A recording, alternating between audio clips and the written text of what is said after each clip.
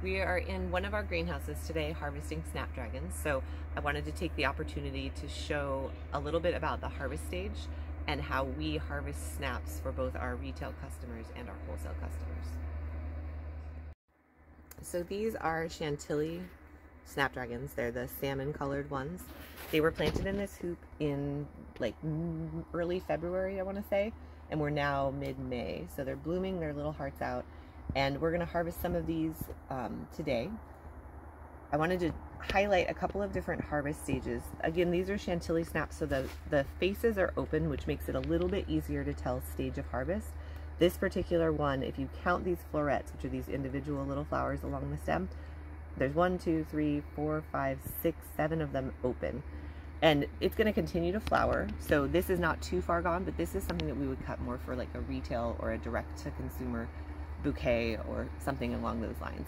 For wholesale customers, we want to have more florets closed up, so something along somewhere in the 3 to 5 open. So this one has 1, 2, 3, and there's another one coming, so this would be a good candidate for a wholesale cut, as would this one back here.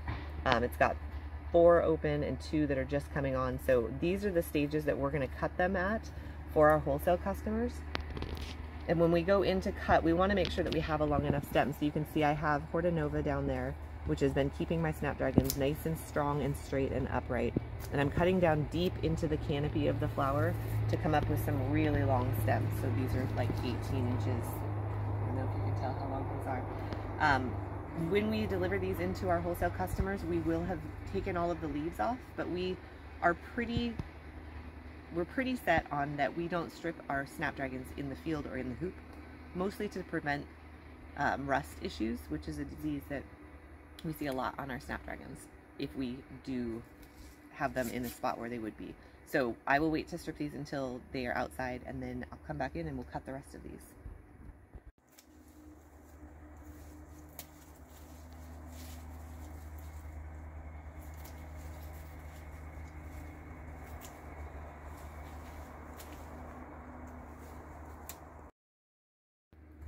So I've got my snaps outside of the greenhouse now, and I'm going to strip the leaves off of them. Snapdragons have kind of breaky stems, like they're very easy to snap, so it's just a matter of kind of pulling down the stem while you're holding it tightly up above, trying to get as much of this extra foliage and leaves off as are going to be below the water. We don't really go too far up because we figure that our designers are going to clean to their specifications anyway. So I've got my snaps all cleaned. I've got all the heads more or less lined up, and the stems are all within a couple of inches of each other.